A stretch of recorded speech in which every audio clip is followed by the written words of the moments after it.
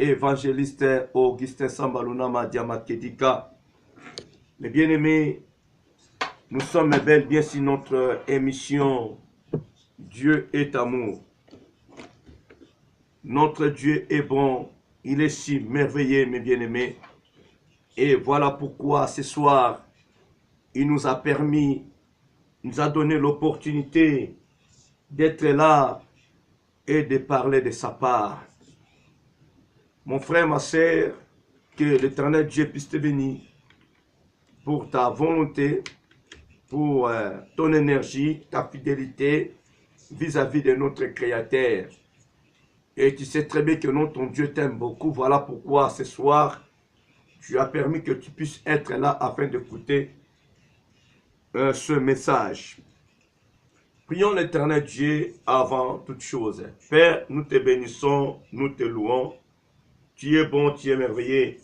Merci pour tout ce que tu as fait, Papa, dans nos vies. Personne ne le fera. Jésus, tu es incomparable. Tu es notre Dieu.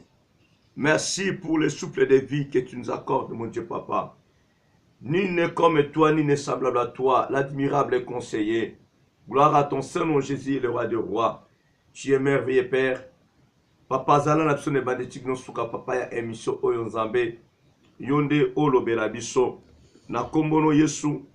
Pambula auditeur nyonso nzambe papa. Oyo na tango oyo. Basili na kozala liboso betando ike na bango. Pona kolanda émission oyo uta e bandaki ozalaki na servante na yo. La prophétesse Georgine Samba. Yango to singyo merci peto pambo to commission. Telobi, merci, gloire à toi Seigneur Jésus-Christ. Oui, mes bien-aimés, Nzambe a Zoualokumu. Nzambe a Pambola Maraye, Poteye a Zali Nzambe. Akobongwana tepe, akotikala kobongwana ata mokolo mokote. Voilà, molinga mina nkolo. Tozali na émission na biso, oyo tolobelaka chaque lundi. Nangonga Oya 21h30, Dieu est amour. Voilà, premièrement, nous vous demandons, bien-aimés, de nous excuser par rapport à nos retards. Parce que, boyebi technique, ça la peut en koko sonango. Mais, yangote ekoyeba ko empêcher biso, poto lobana par ya Nzambe. Bien-aimé, Nzambe amona yo, Nzambe azalana yo. Pote malgré Oyo et Zali retard, mais on dit quand même Kozwatana yo pour être aux alale bosoya etando ekena yo pour na kolanda message Oyo. Tika était le Dieu créateur, Nzambe Oya bikamwa amona yo pe na libota na yo mon bimba. Voilà mes bien-aimés. Sans plus tarder, nous allons commencer notre émission sur Dieu est amour. Molinga Minankolo, Nzambe azali vraiment bolingo. Il nous a aimés avant même la fondation de ce monde. Le Dieu créateur a yebi kosala mokili pe biloko bison oyo ezali kati na mokili oyo. Mais ndeko na ngai tikala loba na yo oza produit à hasard te bien-aimé lolenge ozali wana parce que tu es ce que Dieu dit tu es et tu es unique à ton genre. Molinga mina nkolo okokamwa bien-aimé peut-être yo moko oyebaka ko se minimiser na koloba no eloko moko ndeko na ngai kozalaka moto te o se minimisaka pamba pamba. Peut-être epesaka Nzambe mawa. Parce que oyebi oyo yo ozali te ndeko na ngai. Oyebi ke loko moko nous devons tirer un peu, faire même beaucoup d'attention de cela. Tango yo oza koloba ke no, oza ko se minimiser, oza komona lokola moto moko pamba.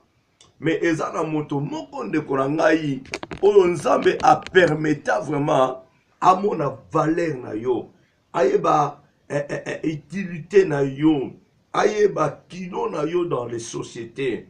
Ok, yo moko kutu omiyebaka te ke non eza na bato moko bien aimé bakonsideraka yo makasi. Oyebi ndeko na ngai kobanda lelo linga oyeba koza motuya liboso na Nzambe. Pourquoi? Parce que ozalaki informe et vide, mais Nzambe a permettre quand même ye ko valoriser yo. Tala bolingo ya Nzambe. Na loba ne loko moko ndeko na ngai na vie kolingaka te mutu ayeba ko minimiser yo, asakana na yo, amono moto pamba. Parce que pa ya Nzambe oza moto pamba te, oza pe produit hasard te, oza pe produit raté te ndeko na ngai. Nzambe asala ba produit raté te. Na kotaliso bolingo ya Nzambe na poko ya lelo po ete bien aimé yo okoma na position moko positive koyeba komipesa ka valeur na bomoi na yo moko. Parce que lelo eza na bato misu baza ko respecter yo te, c'est parce que yo moko ndeko na ngai tu ne sais pas comment te respecter, comment respecter même ton propre corps. Voilà pourquoi vous remarquerez, et dans la Bible, Dieu dit, si tu détruis le temple de Dieu qui est ton corps, moi je t'ai détruit. Ezali alerte moko Nzambe apesi biso bana na ye, ba créature na ye, qu'il faut yeba que non, tu n'es pas n'importe qui. Tu es quelqu'un que Dieu a valorisé de konangai. Nzamba biso ko bebiso détruit corps oyo, ngala ko détruit yo. Voilà pourquoi je voulais te dire, n'accepte pas à une personne de détruire ton corps à toi. N'accepte pas parce que ton corps est le temple du Saint-Esprit. Et si quand oyo soit vandaka, ils allons toujours valoriser, ils allons toujours na valeur. Même à ta mokili et mon yon na valeur wanate. Mais crois bien aimé que non, comme Jésus vit à toi, par le moyen du Saint-Esprit, et que alingi yo, aibi enzo toane sa na valeur, pe a valoriser yango. Mon frère, ma soeur, n'a ko choqué bien aimé, et oko sepe la bien aimé. Pourquoi Nzambe, Yesu, après sa promesse na bapôtre, akenda kovanda na mpuku te, akenda kovanda na insecte moko te, akenda kovanda na animal moko te. Mais Nzambe, Dieu le Père, Jésus-Christ de Nazareth, il a accepté d'habiter chez toi, dans ton corps. Et il a fait que non, ton corps puisse devenir sa demeure. Yaya, moi, personnellement, bien aimé, je vous dis la vérité, je n'aime pas que quelqu'un puisse me minimiser. Parce que nous autres, oyo, ils ont même Saint-Esprit. Nous autres, oyo, Saint-Esprit, ça kotambusa. Nous autres, oyo, mon limo, mon santo, evandi ndekonanga, eze loko mosusu. Ce qui yo mon koza ko, comme pesa valeur wanate ndekonanga. Eza la moto moko ta ko pesa yo valeur. Eza la moto moko ta ko respecter yo. Yo moko fanda na ko respecter nzoto na yo ndekonanga. Parce que tu n'es pas n'importe qui. Tu es ce que Dieu dit tu es. Osa produit à hasard te. Tala bolingo Nzambe bien aimé na bomo na yo. Voilà na pokwa lelo. Ngana yeko talisa yo. Bolingo ya Nzambe na bomo na yo. Ce qui Nzamba linga ki yo te bien aimé. Ah na yebite mbele ozala nani. Na yango bien aimé. Totanga makomi na kolo. Na senge na bino. Bozo ba Biblia na bino. Namokanda Genèse chapitre 1er, le verset 26 à 31. Nous allons bien comprendre l'amour de Dieu dans nos vies. L'amour de Dieu vis-à-vis de nous. Qu'on s'azarde te bien aimé, il y a qu'on mépriser Nzambe. Qu'on s'azarde te bien aimé, il y a qu'on titoyer Nzambe. Qu'on s'azarde te bien aimé, il y a qu'on ridiculiser Nzambe. Non, Dieu t'aime beaucoup. Genèse chapitre 1er, verset 26 à 31. Si vous trouvez, j'ai lu la parole de Dieu pour vous. Il est écrit, puis Dieu dit, faisons l'homme à notre image, selon notre ressemblance, et qu'il domine sur les poissons de la mer, sur les oiseaux du ciel, sur les bétails, sur toute la terre, et sur tous les reptiles qui rampent sur la terre. Dieu créa l'homme à son image. il les créa à l'image de Dieu. Il créa l'homme et la femme. Dieu les bénit et Dieu leur dit, soyez féconds, multipliez-vous, remplissez la terre et assujettissez-la et dominez sur les poissons de la mer, sur les oiseaux du ciel et sur tout animal qui se mue sur la terre. Et Dieu dit, voici, vous, et Dieu dit, pardon, et Dieu dit, voici, je vous donne toute herbe portant de la semence et qui est à la surface de toute la terre, et tout arbre ayant en lui du fruit d'arbre et portant de la semence, ce sera votre nourriture. Le verset 30. Et à tout animal de la terre, à tout oiseau du ciel, et à tout ce qui se mue sur la terre, ayant en soi un souffle de vie, je donne toute herbe verte pour nourriture. Et cela fut ainsi. Dieu vit tout ce qu'il avait fait, et voici cela était très bon. Ainsi, il y eut un soir et il y eut un matin, ce fut le 6e jour. Aïe aïe aïe. C'est très magnifique de lire de telles paroles. Mon frère, ma sœur, si tu n'as pas de la joie à toi, je ne sais pas. Quand tu vois, tu médites seulement la parole de Dieu. Et quand tu vois seulement comment Dieu t'a créé, mon frère, ma sœur, vous savez que la Bible dit, à la fin, ainsi il y eut un soir et il y eut un matin, ce fut le 6e jour. Dans le chapitre 2, le 7e jour, Dieu se reposa. Nzamba lobi, tout ce qu'il a, cela était très bon. Donc toutes les choses dont Dieu a créé étaient très bon. Très bon. Comprenons maintenant, l'homme que je suis, l'homme que nous sommes bien-aimés, nous avons été créés le 6e jour. On est les derniers des produits, des choses, des œuvres dont Dieu a créé. Malgré spirituellement, on existait. Bien-aimé, on existait déjà. Mais physiquement, nous avons été créés le dernier. Bien-aimé, la lumière, les herbes, les arbres, les poissons, les animaux ont été créés avant nous. Avant nous, bien-aimés. Est-ce que na pensé à Nzambe tozalaki tout tozalaki te? Te bien-aimé tozalaki. Parce qu'à l'obi, puis Dieu dit, faisons l'homme à notre image. Après avoir Dieu créé toutes ces choses, bien-aimé, Nzambatali à qui donnerais-je le pouvoir de diriger toutes ces choses? Dieu savait très bien que non, le serpent était révisé. Avec que non, lion est beaucoup commandé dans ça là. Mais t'as là, à l'obi, il faut que la moutou. T'as là, bolimanza, mais bien aimé. Et pas yangana yo. Faisons l'homme à notre image, selon notre ressemblance. Et qu'il domine sur les poissons. Écoutez, qu'il domine sur les poissons de la mer, sur les oiseaux du ciel, sur les bétails, sur toute la terre et sur tous les reptiles qui rampent sur la terre. Dieu créa l'homme à son image. Il est créé à l'image de Dieu. Il créa l'homme et la femme.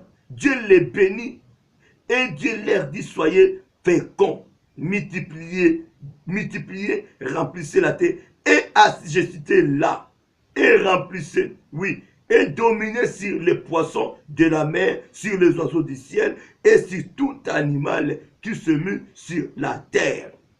Mon frère, jusque-là, nous allons bien comprendre que non, Dieu nous aime beaucoup. Dieu nous aime beaucoup, mon frère, ma soeur. Ce qui nous alingaki bisote ndeko na ngai, ce qui nous alingaki yote, il ne pouvait jamais te donner ses pouvoirs. Il ne pouvait jamais te confier les choses dont lui-même a créé. Toi qui étais créé, bien-aimé, le dernier, moi Nasuka, le cadet, la cadette, mais tu as le pouvoir dans ma pesio. comme le plus fort des bien-aimés. Yo mutoza ko se minimiser. Yo mutoza ko mikaba. Nzambe oya lingi yo. Mais tu préfères mieux aller et pas un nzambe moko boye. Oya mone la opacité. Oya valoriser yo te. Oya sale loko moko te na vie na yo. Bien aimé, on dit yo kene na yo côté wana. Et maintenant nzambe oya faisons l'homme à notre image. Et le même Dieu souffla à l'homme bien-aimé. A sali yo na na image na ye. Pour nani na salaki mpuku te na image na ye. Pourquoi pas Dieu a fait même le serpent, même le lion, un animal moko na image na ye. Bien-aimé, pourquoi Nzamba lo bete na nyama o ya sali boso o dominer, o Nzamba pe sa domination na lion te.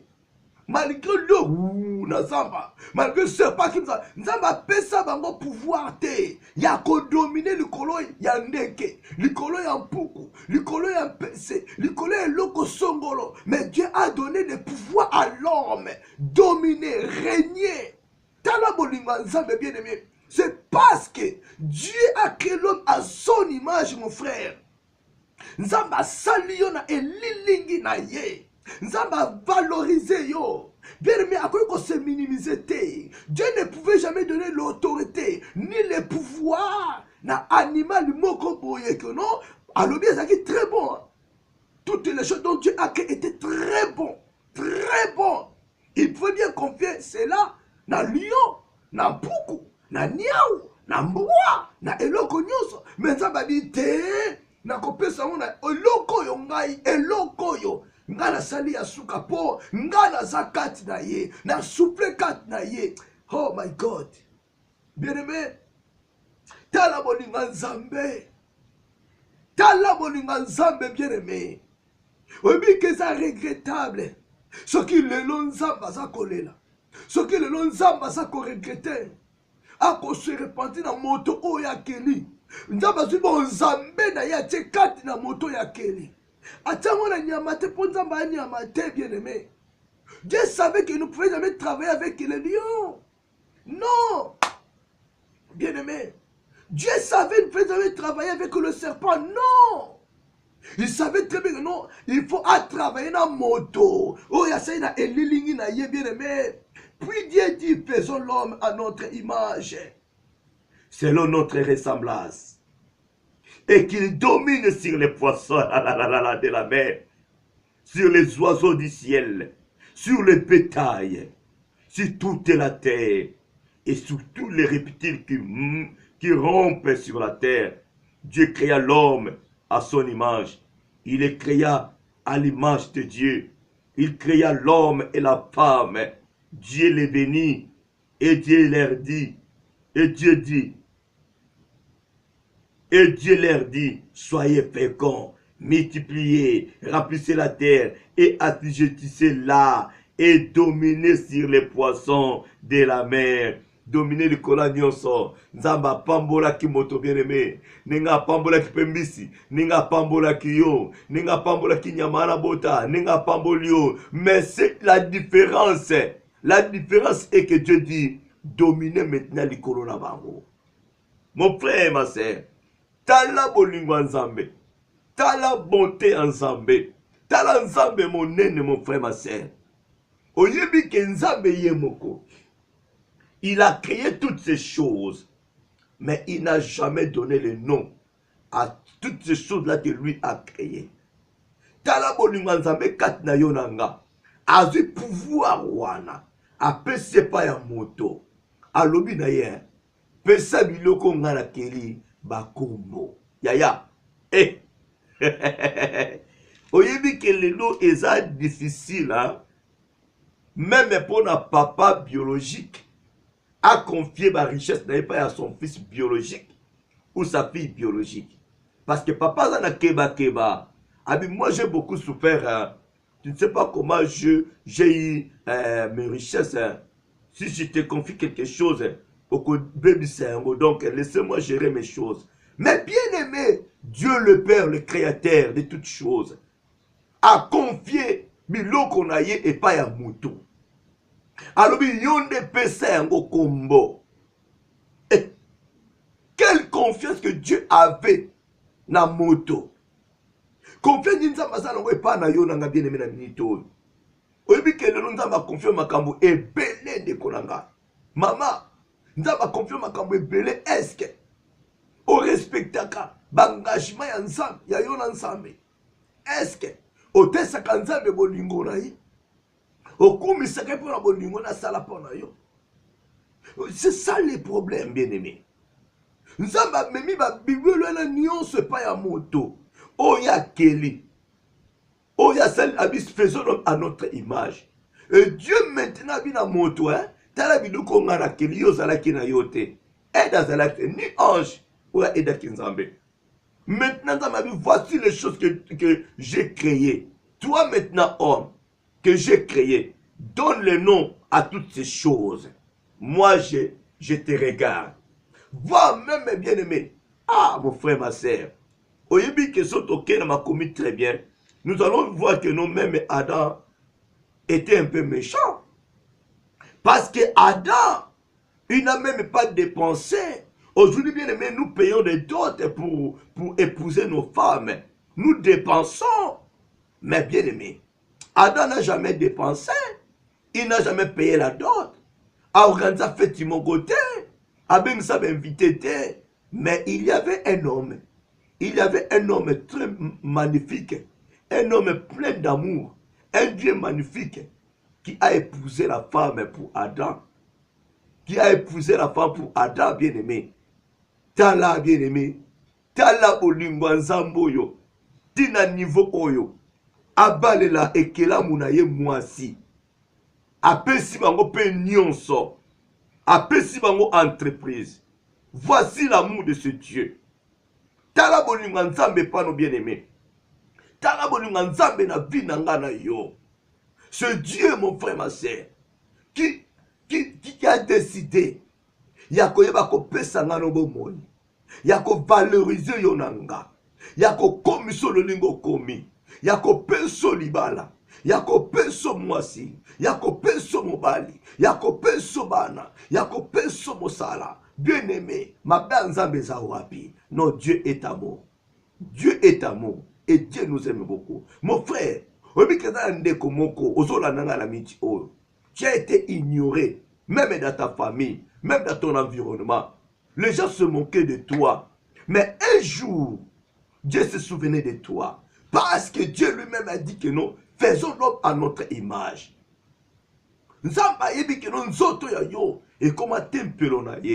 Mais un jour, Dieu a valoriser yo. Apesi yo makopi esengelaki. Apesi yo mwasi.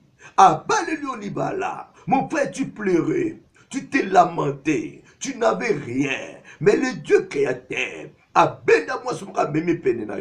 tu souffrais, je manque de l'argent pour épouser mon épouse. Mon frère, ce jour-là, tu as beaucoup béni l'éternel Dieu. Tu as glorifié l'éternel Dieu. Parce que ce que tu as vécu ce jour-là, c'était le miracle pour toi. Tu ne pensais même pas que non. Aujourd'hui, tu pouvais avoir cette femme-là et d'avoir les enfants que vous avez maintenant. Mais mon frère, est-ce que la question dont je te pose, aujourd'hui là, mon frère, ma soeur, tu es reconnaissant de ce que Dieu a fait dans ta vie.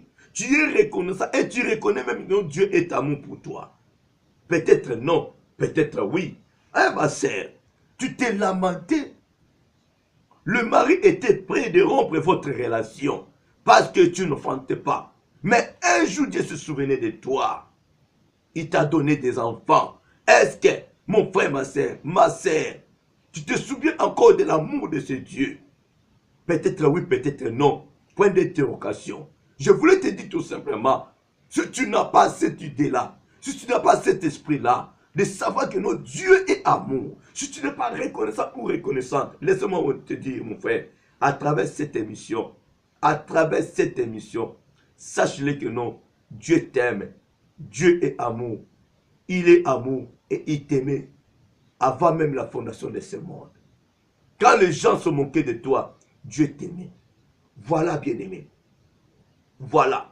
Nzamba sali biloko nyonso. Moutoya kosala na 6e position.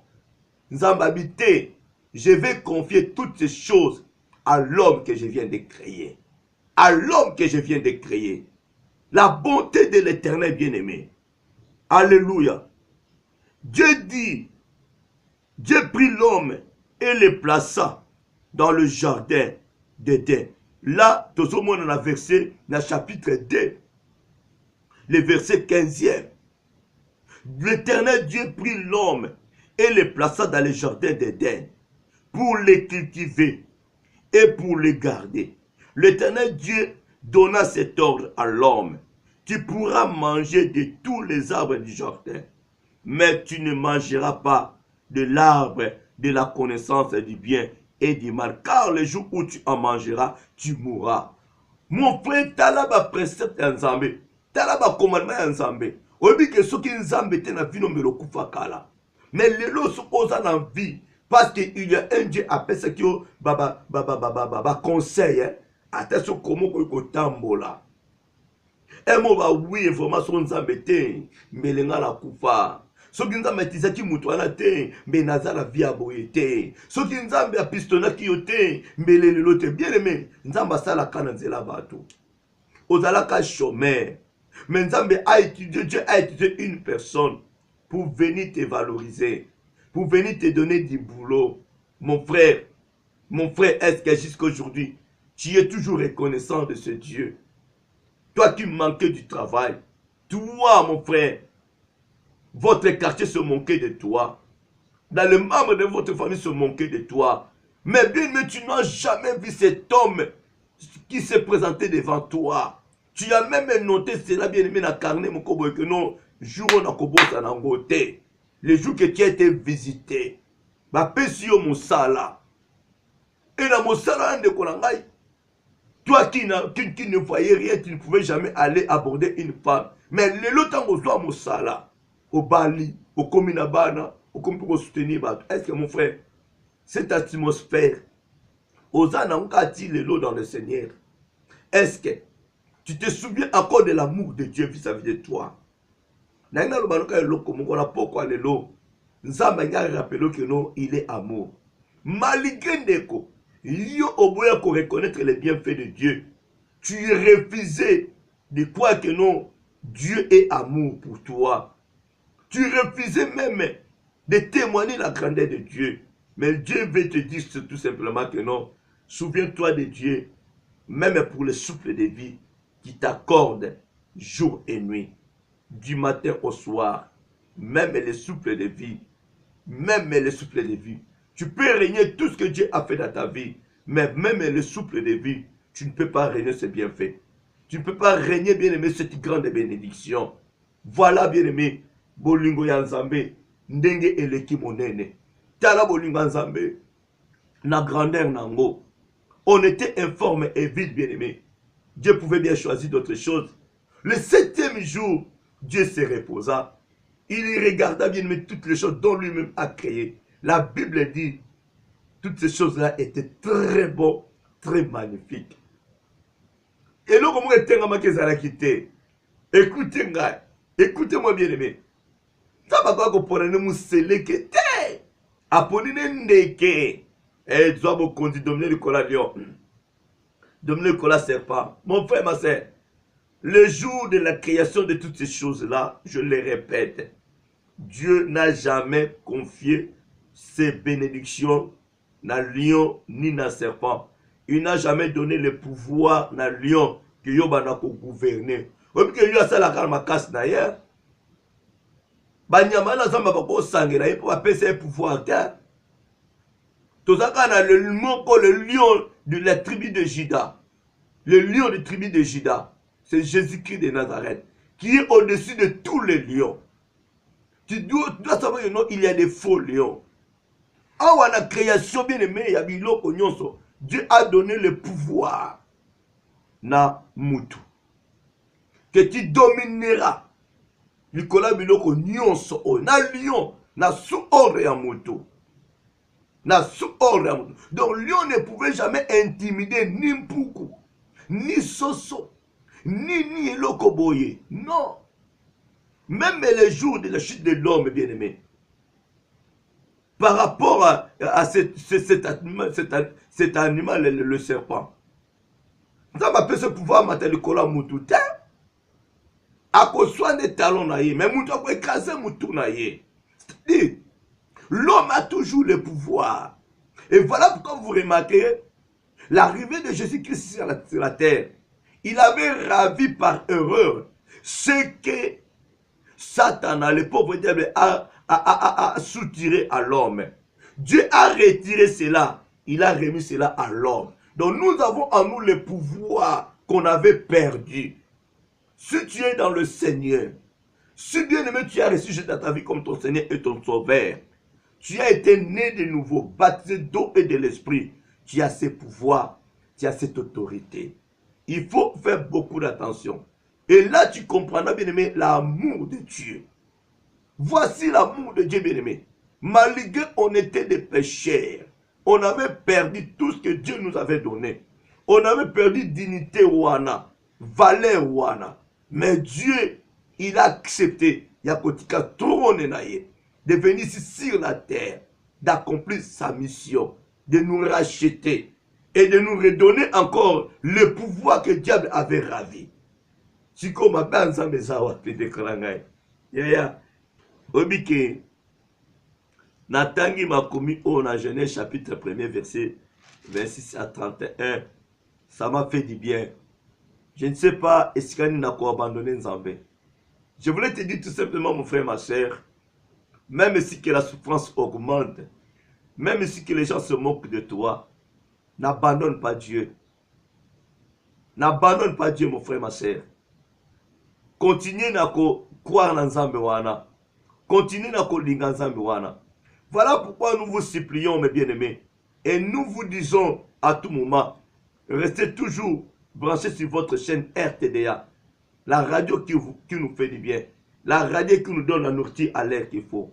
Bien-aimés, vous suivrez de belles émissions, bien-aimés, sur cette chaîne. Nous avons des émissions La vie dans la parole de vie. Femme plus en Jésus-Christ. Où passeras-tu ton éternité? Vous voyez, bien-aimés, la femme porte bonheur. Dieu est amour. Réveille-toi. Non au divorce. C'est mon temps. La nouvelle naissance. Il y a des belles émissions.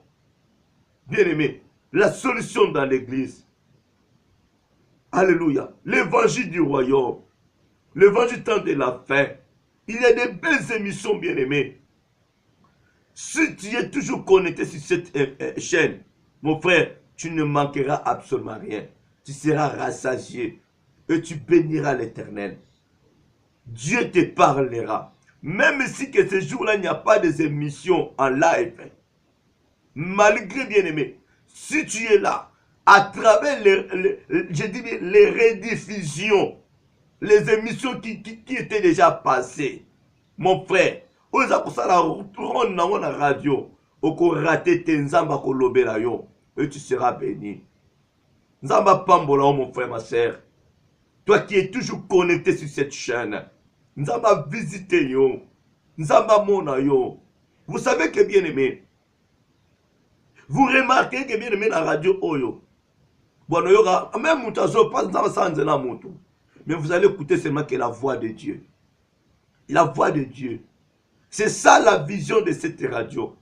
Cette radio te fait voir que notre Dieu est amour. Comme il a fait à cet homme Abraham.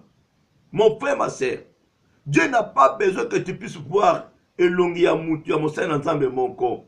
Mais Dieu a besoin que tu puisses écouter sa voix à travers ses serviteurs. Voilà pourquoi, bien-aimé. Par la grâce du Seigneur, tu seras béni, fortement béni. Nayaya, eza pona flatte yote, mais naza koloba na yo vérité ya likambo. Mon frère et ma soeur, on ne te condamne pas. Mais Nzamba lobi na yo aza bolingo. Malgré ta position d'être, Dieu t'aime toujours. Dieu te fait voir que non, il est amour et il est amoureux de toi. À quoi abandonner yote? Aïba ko racheter à un grand prix. Il a fait couler son sang sur la croix pour que tu puisses être racheté. Il ne peut pas t'abandonner.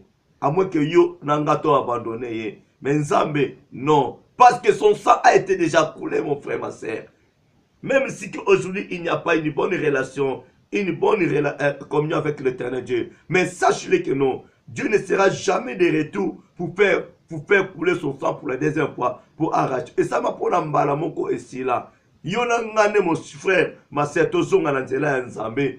Pour que communion et son relation et son entre biso na papa. Tala bolingo Nzambe. Tala bolingo Nzambe. Chaque fois Nzambe aza kolobela biso pour na kozongisa biso na bon chemin. Na bon chemin. Ozali moto ya mabete o Nzambe akela. Je regrette beaucoup ceux qui m'ont fingo osa vilain. Je regrette beaucoup si quelqu'un t'incite que tu es vilain, vilain. Non, mon frère.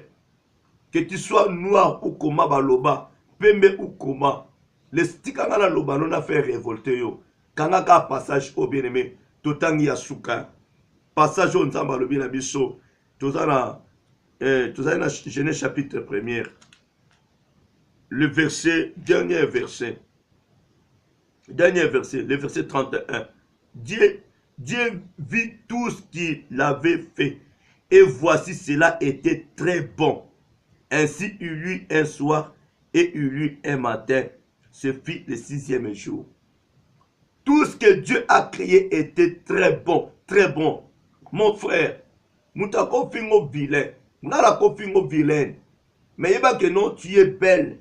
Libosa mobile na yo. Ba ko fingo yo vilain, tu es beau devant ta femme, beau devant ton Dieu, belle devant ton Dieu. Voilà, bien-aimé. Mouta fingyo, tu es vilain, vilain à l'ongwa. Zong si le Genèse chapitre 1er, le verset 31. Oza ekela mu ya Nzambe. Ozali produit ya Nzambe. Nzamba salo na elilingi na ye. Tu es une bonne personne. Tu es une bonne personne que Dieu a créée. Parce qu'en toi, il y a l'image de Dieu. Parce qu'en toi, bien-aimé, il y a l'image de Dieu, la présence de Dieu. Tu as été créé dans l'image Nzambe. Yemouka déclarango. Tala bolingo Nzambe. Après si pouvoir na niamate.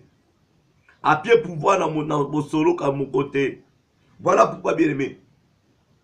Si nous lisons la parole de Dieu, nous allons voir que, bien-aimé, comme les Écritures nous font voir, l'ange de Chi était beau, un ange beau. Mais voilà. En refusant ya kozana beauté wana, yemuka ndima koma na vilain. On se comprend. Donc yo pe nga so to refuser na biso nzela Nzambe, to ko risquer mabe comme na biso. Batu ba benga tala yunduka, tala nzuluka, tala ningazala. Mais Nzambe asala yo kitoko. Asala donc na genre na ye bien-aimé. Tu es unique à son genre. Alléluia. Tu es ce que Dieu dit tu es. Tu es magnifique, mon frère, ma soeur. Tu es comme une personne destinée qu'on destine pas à Nzambe.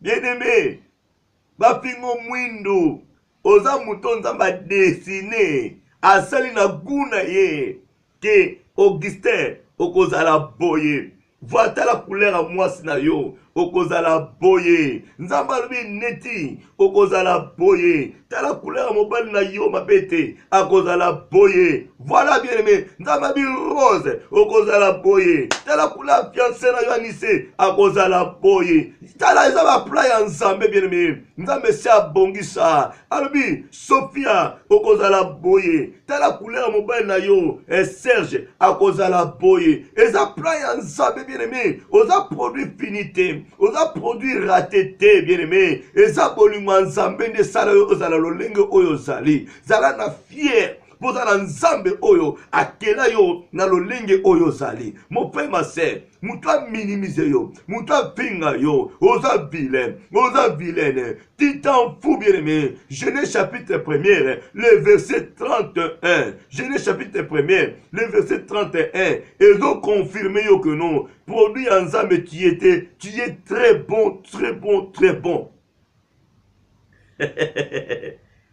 Ah, Zambé. Obi keza passe mingi. Même nous les parents, nous osons quand même d'inciter nos enfants.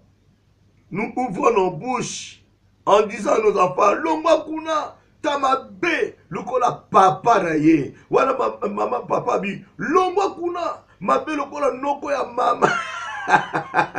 Bien aimé, eza pasi, papa, maman, tu fais que insulter ton propre enfant.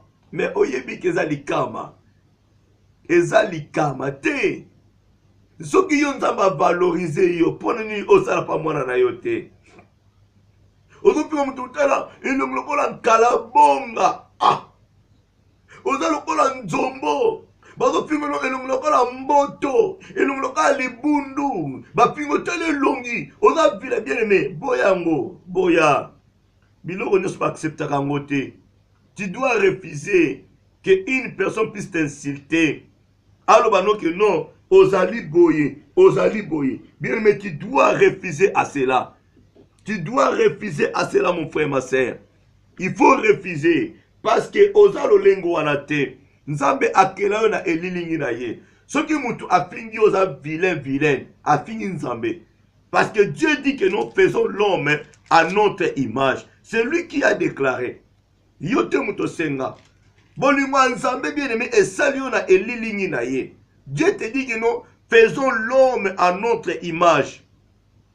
Puis Dieu dit, faisons-le, après avoir créé toutes ces choses, faisons l'homme à notre image, alléluia, selon notre ressemblance, et qu'il domine ainsi les poissons de la mer, sur les oiseaux du ciel, sur les bétails, sur toute la terre, et sur tous les reptiles qui rampent sur la terre. C'est-à-dire, bien aimé, tu as un pouvoir, tu as l'autorité. Nzamba pesa yo ndeko na ngai ko se minimisaka te frère sangai ko se minimisaka te ndeko na ngai mwasi ko minimiser bana na yo te ko minimiser mobali na yo te. Je regrette bien aimé ulikamu muke mama ofingi mobali na yo yo kasi ozalaka kitoko vraiment na sale rene ndenge na linga yo ya papa yo bi mibali nga na tambula na bango mibali nazala na bango papa yo zate. Ce que tu projecteur exact, yaya, maman, ok, wapi. Mais Genèse chapitre 1er, verset 31, le mikeno, et là, on est très bon. Maman, papa, yope papa, master, talanga baba, t'as pas produit raté, oh yo. T'as pas produit raté, oh yo, t'as vu chance, as vu mon père le col en naï, n'a valorisé, t'as la moisson, yo, ba kola t'as les puta yo ba kola t'as sanda, yo ba puta, t'as pas so, bimaso qui mouya kamoro, t'as la, on doit faire un mouti, ya, papa. Yo, papa, t'as la gana, on doit passer à ma cano, ngane basim balinga, papa, t'as la malédiction. So basim balinga, malédiction. Il faut moi oluka nzambo ya bolingo nzambo ya kela yo akangola yo po nzamba sala mobali nde polinga mwasi ozoganga lupo moso nga basi balinga tala nga basi balinga ngaya na mungu ondo changa na kisi nga koza basi ba charles lokola binote mama zonga na Genèse chapitre 1er verset 31 nyonso nzamba sala eza très beau oza produire à tété. Oza produit finité. Papa ko finga mwasi te. Maman ko finga papa te. Ba parents bo finga kabana te. Ko ablame mwana no po asali mabe mais attention. Ko finga te tele no lokola nzombo. No lokola tata na do. Quand tu incites ton fils et no lokola tata na ye c'est que papa za mabe. O sepe no lunga mwana te. Yo pe papa tala ta ofira mwana ndumba. Aussi bunduma mama na papa soko balake ponani aussi ka bunduma koko na talo se longolo la mama le mama bien aimé non c'est regrettable mes frères et sœurs. Dieu est amour, Dieu nous aime beaucoup. Voilà pourquoi cette émission Dieu est amour et yo kolobile que nous nzamba lingi yo malgré ta position, ta façon d'être, Dieu t'aime beaucoup. Yaya nzamba lingi yo ndeko nanga. Dieu t'aime beaucoup. Dieu t'aime beaucoup. Qu'on se minimise. Dieu t'aime beaucoup mon frère, ma soeur. Nzambe na lobi bien, akoko pesa ne pouvoir. Abi kotisa na kati ya nyama. Mais Nzambe aye kovanda kati na moto. Nzambe aye kovanda kati na moto. Yaya, condition nyoso kozala nango. Façon nyoso bato bako traiter yo, bako fingera yo. Et il y a des choses qu'il faut qu'on refuse. Il faut qu'on refuse. Qu'on accepte que l'on mongote et y a l'anzoto na yo o nzamba tiate. Muta lobi de l'on mongo refusant pour moussa ngote zangate. Na vilaine. Na za mobali kitoko. Na za mwasi kitoko. Za la fière na nzambe no bien aimé. Et ça péché te. Mais ce que ça commettre ngape na mabe au fin nzambe. Pour nzambe no ndo sele za kitoko. Attention au lingo na ye. Mais yo bako finga yo tala longwa okipe mubala muta finga mutu bunga ko bala pani yo pe mama pani bobota nga boye yaya mama pardon tu dois accepter oloko nzambe oya sali nzamba sali loko mabete. Vous savez que bien aimé na yebite ndeko mobalo soki a continuera toujours koloba eloko, vous devez me pardonner. Il est un homme de Dieu. Ce qui est patriarche comme ça. Vous savez qu'à passer des missions ébélées. Regardez là où cet homme de Dieu, je peux l'appeler cet homme de Dieu. Comment abanda ko finga ndeko Patrice. Pourquoi l'imsanga?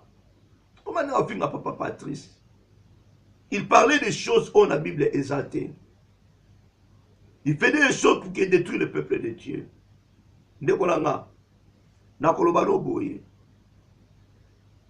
Peut-être yonanga. Tozana esprit wana ya ko insulter mutomoni azana handicap moko boye. Aza infirme. Yaya. Tala.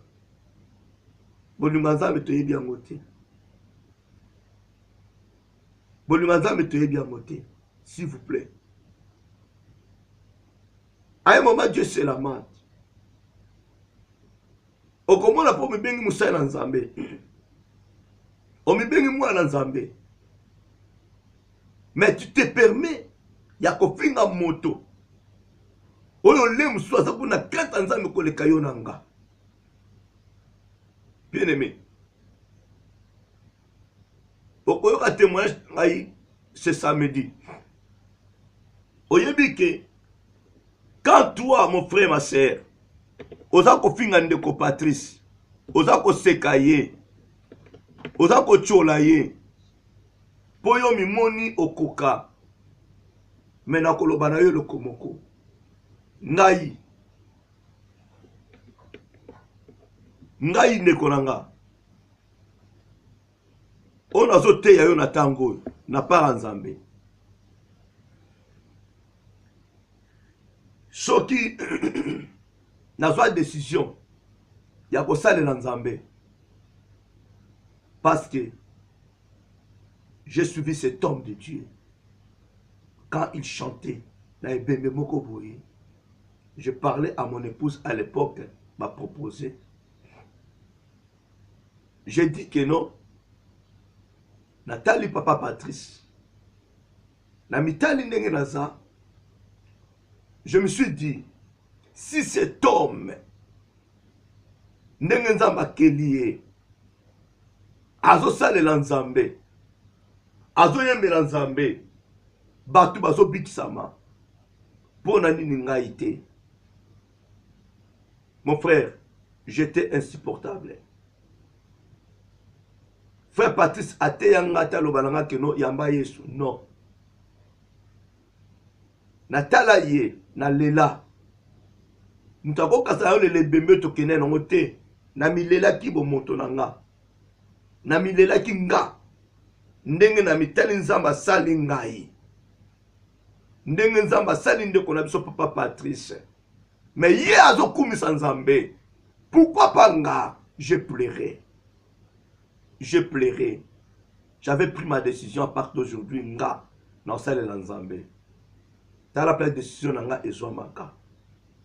Yana robalo lokomoko. pardon. Tu as cet esprit. Ya kofinga mutu aza na chaise roulante.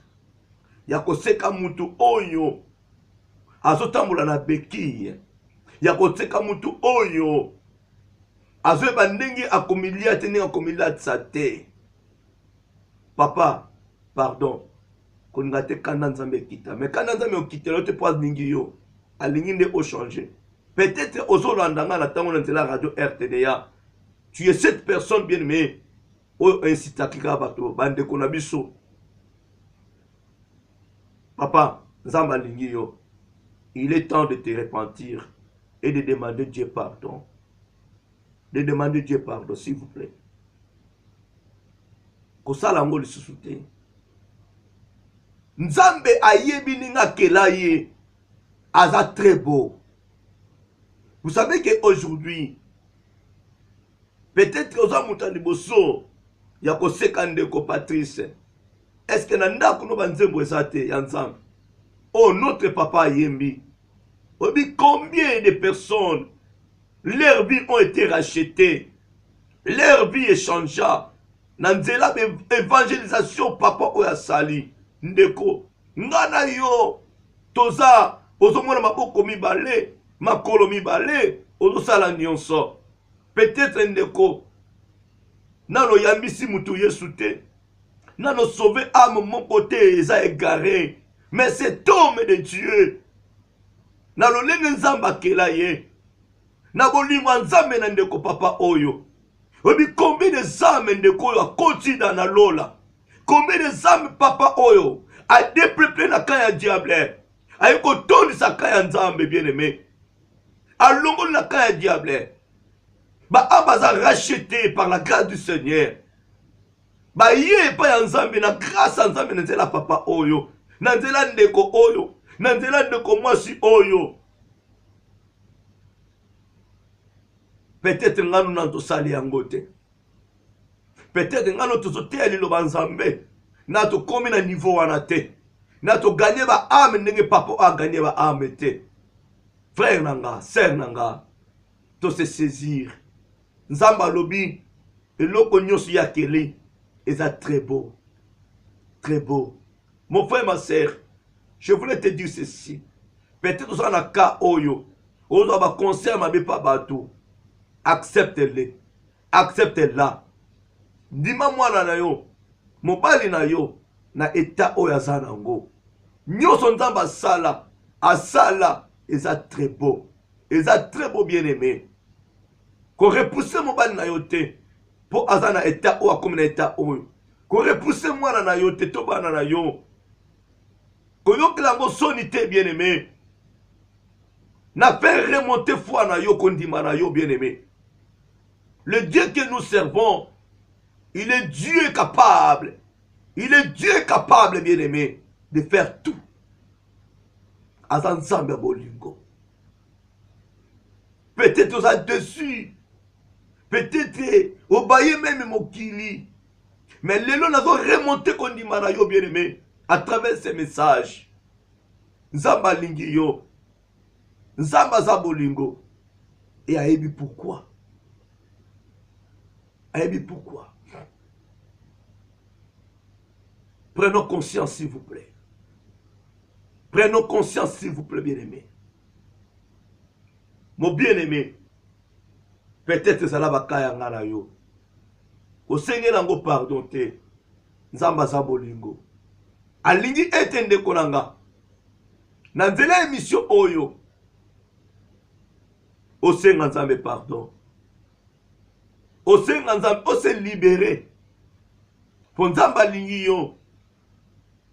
Nzamba lingi yo bien-aimé. Na kopeson dakisa moko.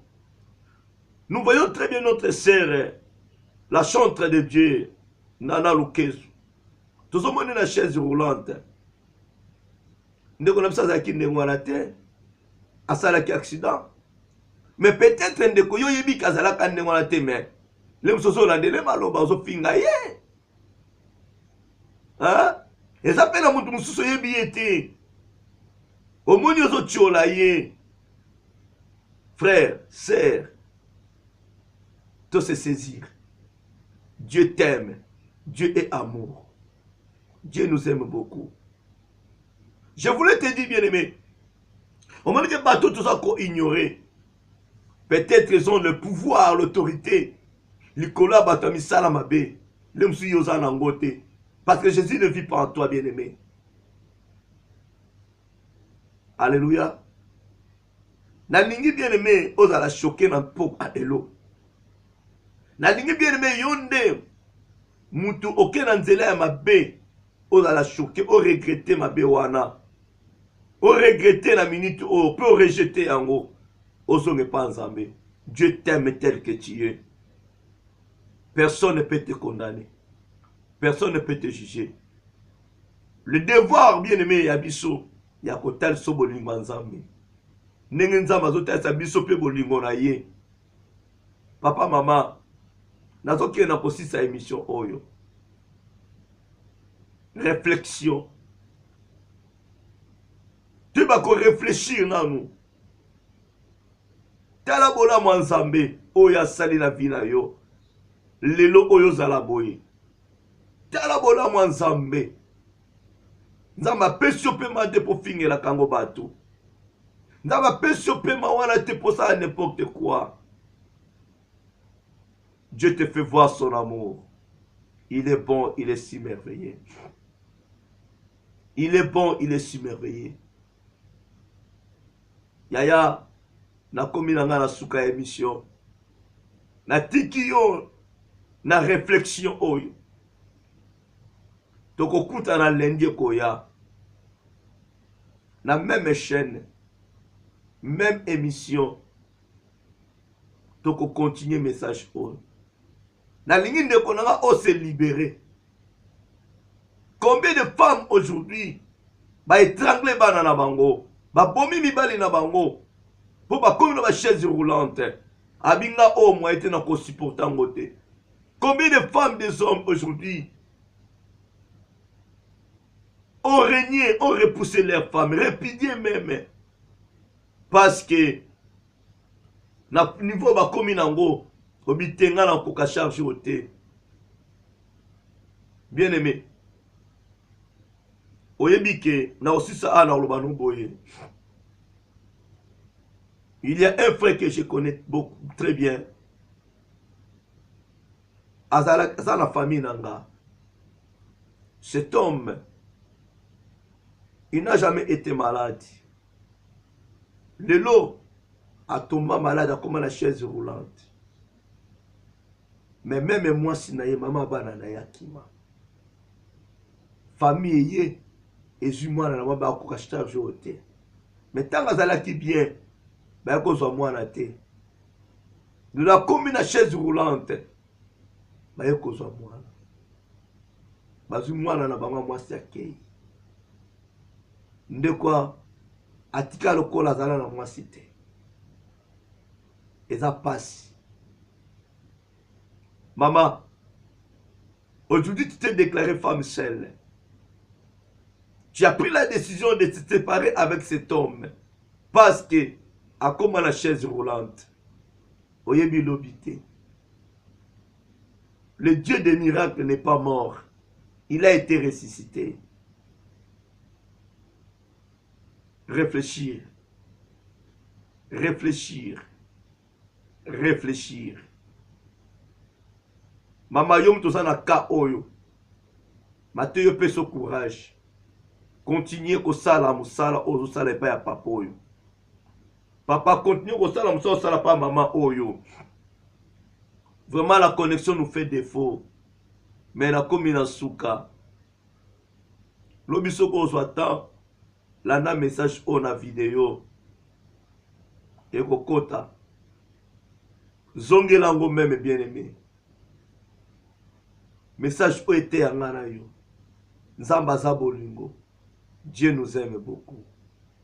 Il nous a aimés avant même la fondation de ce monde. Il nous a créés, il nous a aimés avant même la fondation de ce monde. Gloire à Jésus. Nzamba pambola bino. Nzamba mona bino. Nzamba zala na bino. Papa topamboli yo. Papa tokumisi yo. Nzambe monene. Yo nde bonimo na biso. O permette ati toyoka message o na poko lelo. Papa nga pe nazwi part na nga. Tikete moko na moko kati siko pe azwa oya ye part.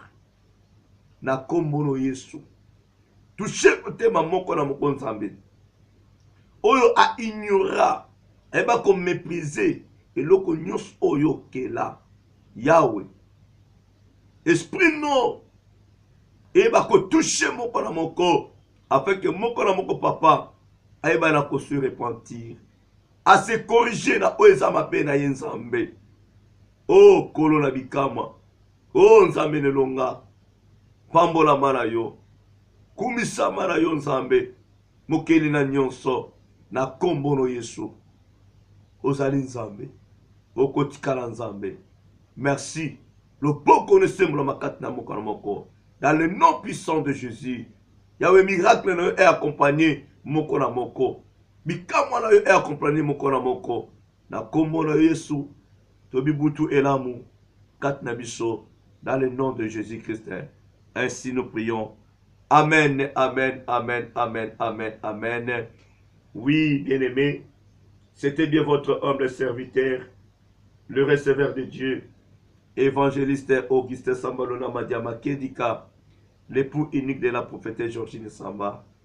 Zamba Pambola Bino, le bosa est nombreux na katia, na bozola na message Oyo, Zamba Mona Bino, et je sais que ce message est sur ma place Katnamite Manabiso.